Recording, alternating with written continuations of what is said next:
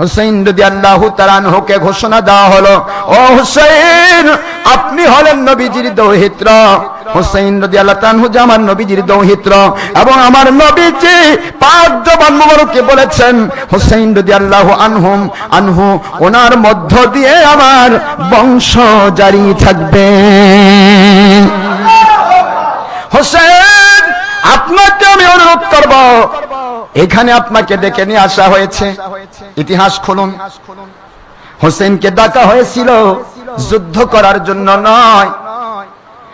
যুদ্ধ করার জন্য যদি হতো তার পরিবার নিতেন না, 6 মাসের আলী আসগরকে সাথে নিতেন না। যুদ্ধ করার জন্য ডাকা হয় নাই। 60 থেকে 80,000 মতান্তরে 1 লক্ষের বেশি চিঠি চলে আসলো কাছে, আমরা আপনার কাছে বায়াত হতে চাই। আজ বায়াত অস্বীকার করতেছেন না? বায়াত অস্বীকার করছেন। ও হোসেন রাদিয়াল্লাহু আনহু, আমরা কুফার মানুষ, বস্তার মানুষ, আমরা আপনার কাছে বায়াত হতে চাই। নবীজির দৌহিত্র হিসেবে খেলাফতের বায়াত আপনার কাছে আমরা গ্রহণ করতে চাই। যদি না আসেন আমাদের কাছে, কিয়ামতের দিন আপনাকে আমরা আল্লাহর কাছে দায়ী করব। হযরত হোসেন রাদিয়াল্লাহু আনহু বায়াত করানোর উদ্দেশ্যে, খেলাফতের ডাক দেওয়ার উদ্দেশ্যে বসরাতে গেলেন। আপনারা সকলে ইতিহাস জানেন, ইতিহাস বলার সময় হবে না ভাইজান। চলে গেলেন, অনেক সাহাবী, বৃদ্ধ সাহাবী ছিলেন, তাদের কাছ থেকে তিনি পরামর্শ নিলেন।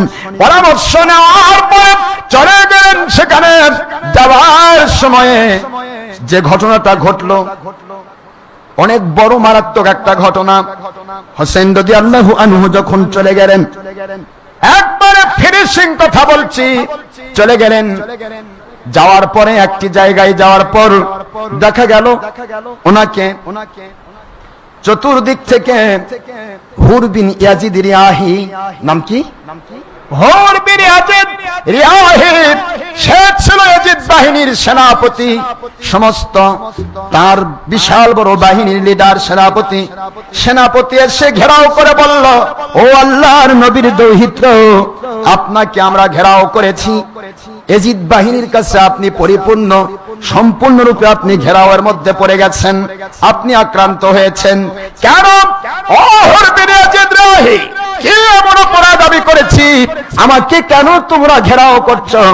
ইয়াজিদ বিন রিয়াহি বলেন, আমরা জানতে পারি নাই, শুধু এতটুকু জানি উনি প্রস্তাব দিয়েছেন আপনার নিকটে, উনি যেটা করতে চান সেটা করতে দিতে হবে। আর আপনি যে খেলাফতের ডাক দিচ্ছেন, খেলাফতের ডাকটা আপনি বন্ধ করে দেন। এই প্রস্তাবটুকু যদি আপনি মেনে নেন, আপনাকে রাজকীয় হালতে আপনাকে পুনর্বাসন করা হবে। নাউজুবিল্লাহ পড়বেন না? আপনাকে এমপি, মন্ত্রী, বাদশার মতো আপনাকে জীবিকা দান করা হবে। হোসেন রাদিয়াল্লাহু আনহু বললেন, আমার নানাজানের কথা, আমার নানাজানের সে ইসলামকে বিক্রি করে দিয়ে আমি বাদশার রঙে জীবন যাপন করবো রে হুর বিন ইয়াজিদ রিয়াহি, এটা কেমন করে তোমরা চিন্তা করলে? আমার নানা জানের ইসলামকে টিকে রাখার জন্য আমার গোটা জীবন আমি দিতে প্রস্তুত রয়ে গেছি। হুর বিন ইয়াজিদ রিয়াহি, তুমি কি বুঝতে পারো নাই? তোমার কি একবারও ওই কথা স্মরণ পড়ে না? আমার নানা জান বলেছিলেন, যারা আমার আওলাদদেরকে ভালোবাসলো তারা যেন আমি নবীকে ভালোবাসলো। তুমি নবীর উম্মত দাবি করে, কেমন করে নবীর উম্মত দাবি করে নবীজির আওলাদকে তুমি ধ্বংস করতে চাও? তাকে কেমন করে তুমি অ্যারেস্ট করতে চাও? এত বড় ক্ষমতা তোমাকে কে দিল? হুর বিন ইয়াজিদ রিয়াহি বলে, ও আল্লাহর নবীর দৌহিত্র, আমি কিছুই জানতে চাই না, তবে আমি এতটুকু বলবো, আমি ইয়াজিদের দ্বারা আক্রান্ত। এই মুহূর্তে যদি আপনাকে আমি ছেড়ে দেই, ইয়াজিদের কাছে আমি অ্যারেস্ট হয়ে যাব। আপনি মেহেরবানি করে একটু কৌশল করতে হবে। রাতের অন্ধকারে আমি টান খাটাচ্ছি, চতুর্দিকে তাবু খাটাবো, আর আপনি রাতের অন্ধকারে পালিয়ে যাবেন। আপনি মদিনায় ফিরে যাবেন। আমি বলবো যেভাবে বোঝানো দরকার এজিদকে আমি বুঝাবো। হযরত হুসাইন রাদিয়াল্লাহু আনহু বলেন, এতে মনে হয় উপকার হবে না, তারপরেও তুমি যখন আল্লাহ এবং আল্লাহ রাসূলের পক্ষ নিয়েছো রে হুর বিরিয়াজিদ রিয়াহি, আমি আমার আল্লাহর কাছে দোয়া করি আমার আল্লাহ যেন তোমাকে হকের পক্ষের মুজাহিদ বানাই জান্নাতি বানিয়ে দেয়। সেনাপতি হযরত হুসাইন রাদিয়াল্লাহু আনহুর কাছে হেরে গেলেন। তিনি অস্ত্র ধরবেন না। রাতের বেলা হুসাইন রাদিয়াল্লাহু আনহু সবাইকে নিয়ে হাঁটা শুরু করলেন। সকাল বেলা হতে দেখা যায় যেখান থেকে হাঁটতেছেন সেখানেই ঘুরতেছেন। দিনে দিনে 3 দিন চলে গেল। 3 দিনের মাথায় হুর বিন ইয়াজিদ রিয়াহি বলে, হুজুর আপনি কি জাননি? উনি বললেন, আমি তো হাঁটতেইছি, কিন্তু আমার আল্লাহ পাক রব্বুল আলামিন এই ময়দান থেকে আমাকে বাহিরে বের করছেন না। ডাক দিলেন একজন মুরব্বিকে, মুরব্বি এই এলাকার মানুষ আপনি মনে হয়? হ্যাঁ বাবা, ঠিক আছে, এই জায়গাটার নাম কি আপনি বলতে পারেন? মুরব্বি বলতেছে, আল্লাহর বান্দা, এর নাম কুফা নগরীর বিশাল বড়, অনেক বড় নদীর তীর, এর নাম হচ্ছে কারবালা। জোরে বলুন সুবহানাল্লাহ। হুসাইন রাদিয়াল্লাহু আনহু দু চোখের পানি ছেড়ে দিয়ে বলে, রে আমার পুরা পরিবারের মানুষেরা, আমার স্ত্রী সহবানু, আমার সন্তান আসগর আলী আকবর, আমার যাবতীয় ভাইয়েরা, আমার পরিবারের যে 70-72 লোক তোমরা আছো, আমার নানাজির মুখ মুবারক দিয়ে আমি শুনেছি কারবালার ময়দান হবে আমার নবীজির উম্মতের জন্য আমার কুরবানি কবুল হওয়ার জায়গা। আমি যেতে পারবো না, হাজার চেষ্টা করলে আমি এই জায়গা ছাড়তে পারবো না। ও আমার পরিবারের মানুষেরা, আপনারা পালিয়ে যান, আমি যেতে পারবো না। সব সত্য আলী আকবর আলী আসগর সমস্ত পরিবারের মানুষেরা, তার সৎ ভাইয়েরা, তার চাচা, বিভিন্ন আপনজনেরা, তারা সকলে বলতে লাগলো, যেখানে আল্লাহর হাবিবের দৌহিত্র কুরবানি হবে ওই জায়গা ছেড়ে আমরা পালিয়ে যাব না। আমার নবীর দৌহিত্রের সাথে আল্লাহর হাবিবের খেলাফতের মহব্বতে আমাদের জীবনটা কুরবান করতে আমরা রাজি আছি। একজন ব্যক্তি পালিয়ে গেল না। ঠিক আছে, তাবু খাটো, তাবু খাটাতে গেল। তাবু খাটাতে গিয়ে খুঁটি গাড়বে, খুঁটির জন্য যে গর্তগুলি খনন করা হচ্ছিল, গর্তগুলির ভিতর থেকে তাজা রক্ত বের হয়ে আসছে। গর্ত খনন করে তার ভিতরে যখন খুঁটি গাড়ানো হলো, বিশাল বড় ইতিহাস। সেই রাত্রিটি ছিল আশুরা মিনাল মুহাররমের রাত। সেই রাত্রি ছিল আশুরা মিনাল মুহাররমের রাত। সেই রাত্রিতে তিনি এখানে একত্রিত হলেন, টেন্ট তাবু খাটালেন। খাটানোর পরে তারপরে সবাই মিলে একত্রিত হয়ে থাকার পরের দিনই, এটা অনেক বড় ঘটনা, হযরত হুসাইন রাদিয়াল্লাহু আনহু ওনার কাছে পাঠিয়ে দিল ইয়াজিদ যে আপনি আত্মসমর্পণ করুন, কিচ্ছু করতে হবে না, আপনাকে মারবো না, ধরবো না, অ্যারেস্ট করবো না, আপনি শুধু বলুন যে ইয়াজিদ যা করছে সেটা ঠিক, ইয়াজিদ যা করছে সেটা ঠিক। উনি বলেন, আমার ইয়াজিদ আমার নবী পাক সাল্লাল্লাহু আলাইহি ওয়াসাল্লামকে আল্লাহ পাক রব্বুল আলামিন ওনার এবং নবী পাক সাল্লাল্লাহু আলাইহি ওয়াসাল্লাম ওনার ইসলামকে জলাঞ্জলি দিয়ে আমি ইয়াজিদকে স্বীকৃতি দেব। উনি বললেন যে এটা আমার পক্ষে সম্ভব নয়। বলে, তাহলে আপনাকে সকল দিক থেকে আমি মারবো না, তবে আপনাকে পানি বন্ধ করে দেওয়া হলো। কি বন্ধ করে দেওয়া হলো? আপনি বয়কট, চতুর্দিক থেকে বয়কট হয়েছেন, আপনার পানি বন্ধ করা হলো। ফোরাত নদীর তীর, এটা কারবালা, ফোরাত নদী, ফোরাতের পানি বন্ধ করে দেওয়া হলো। হোসেন রাদিয়াল্লাহু আনহু বলেন, তুমি পানি বন্ধ করো আর যা বন্ধ করো, সবই তো আমার মালিকের দান, যেটাই করো আমার জন্য আমার আল্লাহ পাক রব্বুল আলামিন যেটা করবেন সেটাই আমার জন্য যথেষ্ট। সুবহানাল্লাহ। যাই হোক, আল্লাহ পাক রব্বুল আলামিন এটা শিক্ষা দিলেন যে ইচ্ছা করলে আল্লাহ কমপ্লিটলি গালেব করতে পারতেন, কিন্তু আল্লাহ এটাই বুঝালেন ইসলাম জিন্দা হোতা হে হর কারবালা কে বাদ।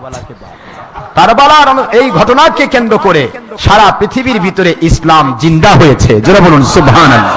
আমাদেরকে বোঝানো হয়েছে যে যদি যাবে জানতা হে, জানের চেয়ে ইমান বড়, ইমানের হালতে 1 সেকেন্ড বেশি জান্নাতে যাওয়া ভালো, বাদশাহী জীবন বেঈমানি জগতে ভালো নয়।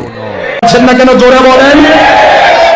হোসেন একদিকে সাহাবী, একদিকে আওলাদে রাসূল, নবীজিকে ঘোড়া বানিয়ে নবীর শরীর হুজুর নামাজ পড়তেছেন, হোসেন নবীজিকে ঘোড়া বানাইছে। সুবহানাল্লাহ বলেন। আখেরি নবীকে ঘোড়া বানাইছে। আল্লাহর হাবিব সাল্লাল্লাহু আলাইহি ওয়াসাল্লাম সেই হাদিসে এসেছে, হুজুর বলেন যে আমি আমার হোসেন রাদিয়াল্লাহু তাআলা যখন আমার পিঠে চড়েছে তখন আমি সেজদাকে লম্বা করে দিয়েছি যাতে করে আমার হোসেন শান্তি পায়। আর সেই হুসেইনের মাথা মোড়ক কাটা হলো। বেশি দূর যাইতেও যাব না, শুধু হুসেইনের এই ঘটনা বলার সময় আমার নেই। মাথা মোড়ক কাটা হলো, মাথাকে আলাদা করা হলো। যদি আমি ফিলিংস দিয়ে বলি আপনারা কাঁদতে কাঁদতে হয়রান হয়ে যাবেন, কিন্তু আমি ফিলিংস দেব না। আমি আপনাদের মধ্যে ইমোশন সৃষ্টি করব না এই মুহূর্তে। মূল বিষয় হচ্ছে যা হোসেন রাদিয়াল্লাহু তাআলার মাথা মোড়ক কাটা হলো। একটা বাপের হালাল সন্তান ছিল না তার সামনে এসে যুদ্ধে মোকাবেলা করে তাকে হারাবে। সব দূর থেকে হাজার হাজার তীর মেরে দিল। যখন দেখলো একসাথে হোসেন রাদিয়াল্লাহু তাআলা ওদের প্রায় 1000 মানুষকে খুন করে ফেললো, ওরা দেখতেছে আর পারা যাবে না, সব খাই ফেল দিবে। এখন দূর থেকে তীর মারার আদেশ করা হলো, বৃষ্টির মতো তীর নিক্ষেপ করা হলো। তারপরে হোসেন রাদিয়াল্লাহু তাআলা তীর নিয়েও তিনি দীর্ঘক্ষণ দাঁড়িয়ে থেকে আল্লাহ এবং আল্লাহর হাবিবের তাসবিহ করলেন। সুবহানাল্লাহ। সেই হোসেন রাদিয়াল্লাহু তাআলার মাথা মোড়ক কাটা হলো। যার মাথা মোড়ক কাটা হয় তিনি তো এমনি কষ্ট পেয়েছেন যথেষ্ট, তার শরীর মোবারক পড়ে থাকলো কারবালায়। মুখস্থ রাখেন, কোথায়? কারবালা, কুফা, ফোরাত। কারবালায় থাকলো শরীর মোবারক। শরীর মোবারকের কাছে কাউকে যেতে দেওয়া হলো না, কারণ ওই সময় ওখানে কেউ সাহাবী নেই, সাহাবী সব মদিনায়। কথা কি বুঝতে পেরেছেন? প্রায় 300 কিলোমিটার দূরে, এত দূর থেকে কোন সাহাবী? তখন তো ইয়া নেই যে কি ঘটতেছে। সাহাবীরা সবাই জানে যে তিনি প্রায় 1 দিনের প্রায় 60,000 পত্র পাইয়া দাওয়াত পেয়ে, খলিফা খেলাফতের দাওয়াত পেয়ে তিনি গিয়েছেন। তিনি আদরে আছেন, কিন্তু তার কাছে চিঠি লেখার তো কেউ নেই। চিঠি পুঁছতে তো লাগবে কয়েকদিন। কথা কি বুঝতে পেরেছেন? 10 দিন চিঠি পুঁছতে লাগবে। হোসেন রাদিয়াল্লাহু তাআলার শরীর মোবারককে সৎকার করার কেউ নাই, পড়ে রয়েছে। আপনার আমার শরীর মোবারক থাকলে 2 দিনে গন্ধ ধরে পচে যাবে। হোসেনের শরীর মোবারক রাখা হলো 10ই মুহররম। মুখস্থ রাখেন, কত মুহররম? কত মুহররম?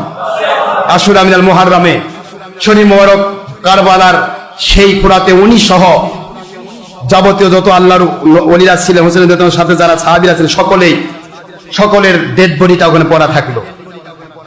হোসেন রাদিয়াল্লাহু তাআলার মাথা মোবারক কাটা হলো, মাথা মোবারক কেটে কাটা হলো। তার পরিবারের সমস্ত মহিলাগুলোকে, হোসেন স্ত্রী সহ মহিলাগুলোকে এবং জ্বরে আক্রান্ত হযরতে জয়নুল আবেদিন রহমতুল্লাহ আলাইহি জ্বরে আক্রান্ত ছিল তাবুর ভিতরে, তারা দেখতে পায়নি। আমার আল্লাহ কয় দেখতে পাবি না, কারণ ওনার মাধ্যমেই হোসেনের মধ্য দিয়ে আমি পৃথিবীতে আমার আওলাদে রাসূল জিন্দা রাখবো। জোরে বলুন। তো জয়নুল আবেদিন রহমতুল্লাহি আলাইহি তিনি অসুস্থ ছিলেন, জ্বরে আক্রান্ত। এই জ্বরে আক্রান্ত লোকটিকেও আগুনের তাপ দেওয়া হলো। সমস্ত ট্যান্টগুলি, মহিলাদের ট্যান্টের মধ্যে আগুন জ্বালিয়ে দেওয়া হলো। মহিলাগুলো বের হতে হতে তাদের সমস্ত বোরকাগুলিতে আগুন লেগে গেল। তাদের শরীরের কিছু অর্ধ মানে ক্ষত বিক্ষত পুড়ে গেল। এই সমস্ত মহিলাগুলোকে নিয়ে তারা বন্দী করলো। পাশাপাশি ঠিক এই মাথাটা উল্লাস করে কেটে নিয়ে যাচ্ছে, উল্লাস করে এই কাফের বাহিনী কেটে নিয়ে যাচ্ছে। নিয়ে গিয়ে কোথায় দামেস্ক, সিরিয়া, আর কোথায় কারবালা। কথা কি বুঝতে পারতেছেন আপনারা? সেখানে মাথা নিয়ে যাওয়া হলো। দামেস্ক সিরিয়াতে আছে ইয়াজিদ, আর কুফার শাসনকর্তা বানাইছে তার শালক উবাইদুল্লাহ বিন জিয়াদ, জারস সন্তান। কথা বলছেন না কেন জোরে? অবৈধ সন্তান। এইটাকে বানাইছে সে এখানকার শাসনকর্তা। একে অর্ডার দিয়ে কলকাঠি নারী আন্দাবাস। যখন হোসেন রাদিয়াল্লাহু তাআলা ইন্তেকাল করলেন, শহীদ হয়ে গেলেন, ওনার শরীর মোবারক কোথায় থাকলো?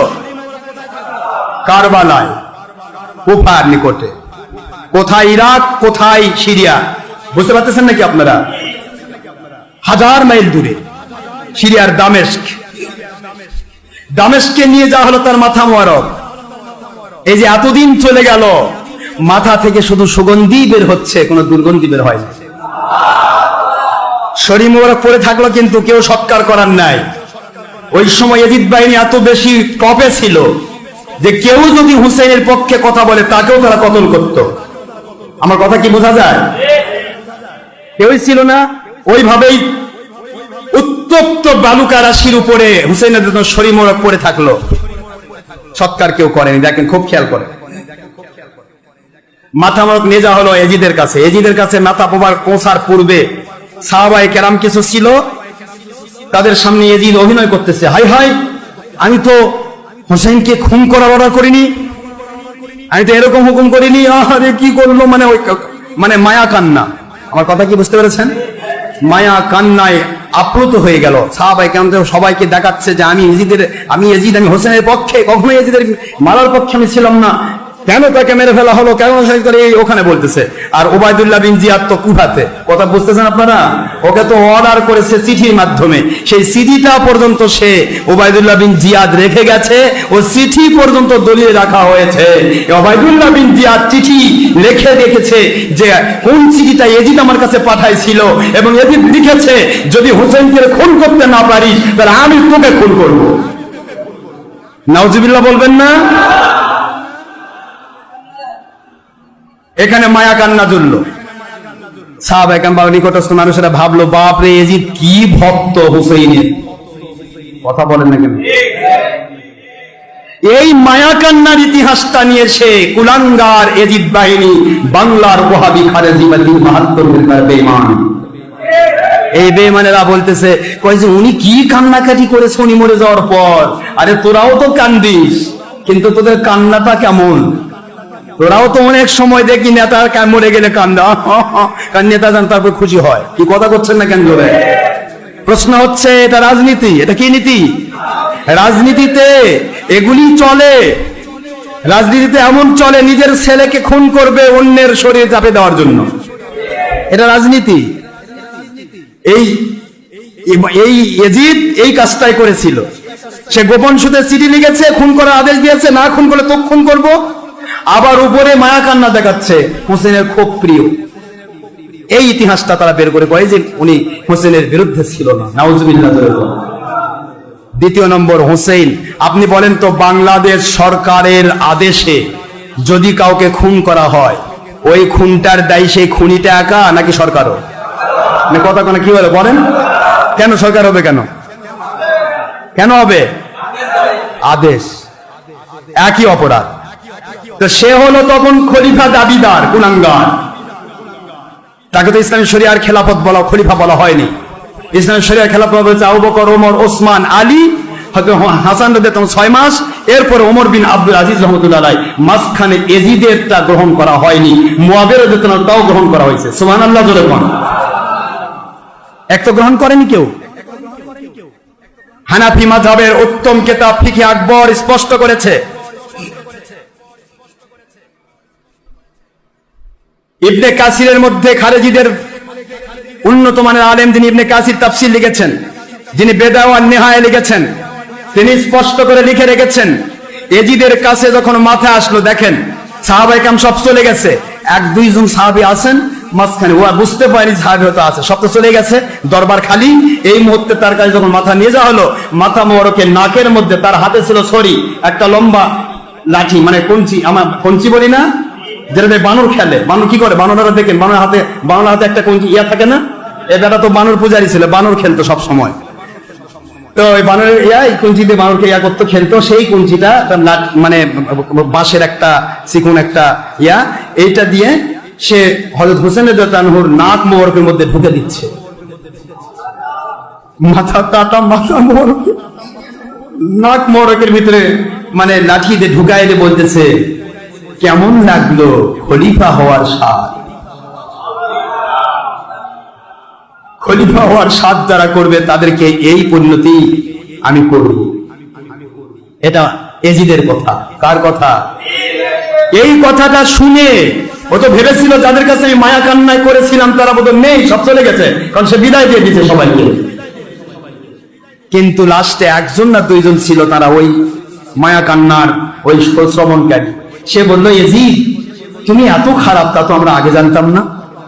তুমি কিছুক্ষণ আগে মায়া কান্না করলে, যে আখেরি নবীর দৌহিত্রের বিপক্ষে আমি ছিলাম না, আর এখন মাথা মোবারক আসলো, আর তুমি কতগুলো স্পর্ধা তোমার, যেই নাক মোবারকে, যেই কপাল মোবারকে, যেই মুখ মোবারকে আখেরি নবীর চুম্বন মোবারক করেছে, বারবার হুজুর চুম্বন করেছে, সেই মাথাটা প্রতি তুমি একটু সম্মানও দেখাতে পারলে না, বরং তুমি তোমার হাতের এই বানর খেলা ছড়িয়ে দিয়ে তার নাকের মধ্যে গুদাচ্ছ। এজিদ, তোমার সবকিছু স্বীকার করতে পারি, এটা স্বীকার করতে পারলাম না তুমি এজিদ নও, তুমি হোসেইনের দুশমন। এই হলো এজিদ। আপনারা বলুন তো, হোসেইন রাদিয়াল্লাহু তাআলার পক্ষে ছিল এজিদ না বিপক্ষে ছিল? এগুলি ইতিহাস। আল্লাহর দয়া হলো 40 দিন যখন হলো, অর্থাৎ 10ই মুহররম শাহাদত হলেন, 10ই মুহররম থেকে একেবারে 40 যখন খিলাফ হলো, সেদিন এরা ছেড়ে দিল ওই মহিলাগুলোকে। কাদেরকে? বাবার কথা কন না কেন? যাদেরকে অ্যারেস্ট করেছিল তাদেরকে ছেড়ে দিল। হোসেন রাদিয়াল্লাহু তাআলা আনহু, ওনার মাথা মোবারক দামেস্কেই দাফন করা হলো। দামেস্কে ওনার দুই জায়গার দাম, দামেস্কে মাথা মোবারক, আর কারবালার ময়দানে আপনার কুফাতে তার দেহ মোবারক। কথা কি বুঝতে পেরেছেন আপনারা? তো দামেস্কে, ইরাকে হলো ওনার শরীর মোবারক, ইরাকে কোথায়, আর দামেস্কে সিরিয়াতে ওনার মাথা মোবারক। দুইটা জায়গাতেই এই যুগে যুগে আজ পর্যন্ত প্রত্যেকটা জায়গাতেই, দুই জায়গায়, এখানে শরীর মোবারক, ওখানে মাথা মোবারক, এই দুই জায়গাতেই জিয়ারতের জন্য লক্ষ জনতার ভিড় হয়।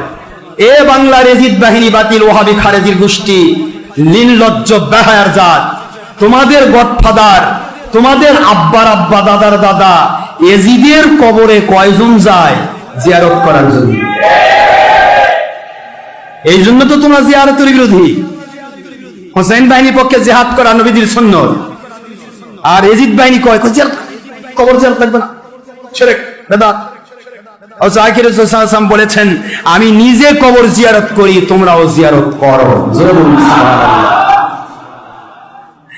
যাই হোক, হুজুর প্রাথমিক পর্যায়ে মুসলমানদেরকে জিয়ারত নিষেধ করেছিলেন, কিন্তু পরবর্তীতে হুজুর আবার বলেছেন, আমি জিয়ারত তোমাদের নিষেধ করেছিলাম, যেহেতু তখন তোমাদের ভিতরে পৌত্তলিক পূজার একটা ভাব ছিল, কবর পূজা করার সম্ভাবনা থাকতে পারে।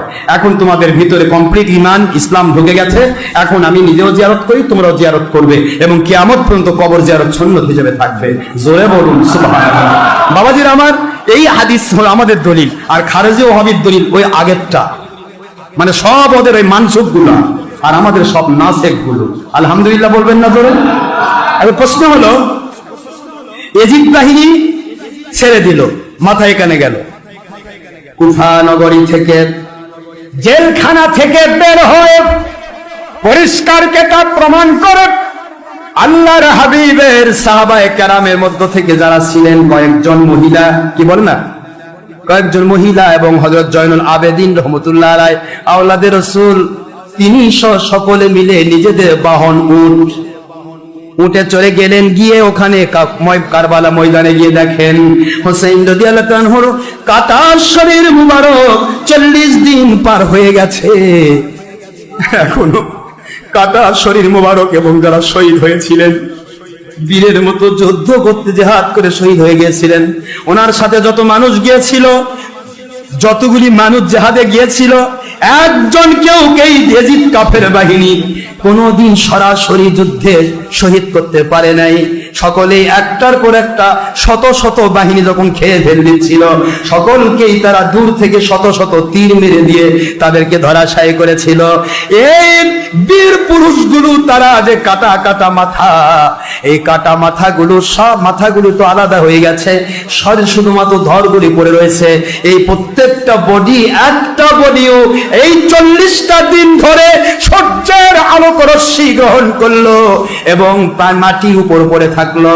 বালুকারা শীতক আগুনের মতো গরম হয়, মরুভূমির বালু, কিন্তু একটি শরীর মুবারকের কোনো পরিবর্তন ঘটে না। আল্লাহু আকবার বলুন। একটি শরীর মুবারকের কোনো কোনো প্রকার পরিবর্তন হয় না। এজিদ বাহিনী বলেছিল এদের মাথা কেটে ফেলা হলো, এরা এই মরুভূমির মধ্যে জনমানবহীন জনমানব শূন্য এরিয়া, এই এরিয়ার ভিতরে এরা পড়ে থাকবে। দুনিয়ার এই সমস্ত মরুভূমির নেকড়ে বাঘগুলো ওরা পাগল মানুষ খাওয়ার জন্য এই বডিগুলো ছিঁড়ে ছিঁড়ে খাবে, এটা এদের সবচেয়ে বড় শাস্তি হবে। আমার মালিক বলে, রে এজিদ বাহিনী, মানুষ যতই মুসলমান দাবি করুক, যদি তার ভিতরে কুফরি ঢুকে যায়, ওর উপরে পর্দা পড়ে যায়, চোখ থাকে না, যারা আল্লাহর জন্য শহীদি মর্যাদা পায়, ওদের শরীর কোনো কুকুর জন্তু জানোয়ার তো দূরের কথা, কোনো পিপিলিকা দূরের কথা, মাটি পর্যন্ত খাওয়া আমি আল্লাহর নবী এবং আল্লাহ পাক বলেন আমি আল্লাহ আর আমার নবী হারাম করে দিয়েছি। জোরে বলুন সুবহানাল্লাহ। হযরত হোসেন রাদিয়াল্লাহু আনহুর সমস্ত ফ্যামিলি মেম্বারেরা সকলে মিলে ওখানে তারা একটা দোয়ার আয়োজন করলো, দরুদ সালামের আয়োজন করলো। এখানে তারা নিজেদের বাহন ছিল উট, কি ছিল বলেন? উট জবাই করলেন। কোন দিন? 40 দিনের পর। কোন দিন পর বাবাজি? 40 দিনের পরে উট জবাই করলেন। জবাই করা উট পুরা এরিয়ার মধ্যে মানুষদেরকে দাওয়াত দেওয়া হলো। এই যে খাওয়ানোর ব্যবস্থা করা হলো, হুসাইন রাদিয়াল্লাহু আনহুর ইন্তেকাল শহীদি মর্যাদা এবং তার সাথে যারা শহীদ হয়েছে তাদের 40 দিন পরে খাওয়ানোর ব্যবস্থা করা হলো। এইটাকে বলা হয় মুসলমানদের 40 জোরে বলুন সুবহান।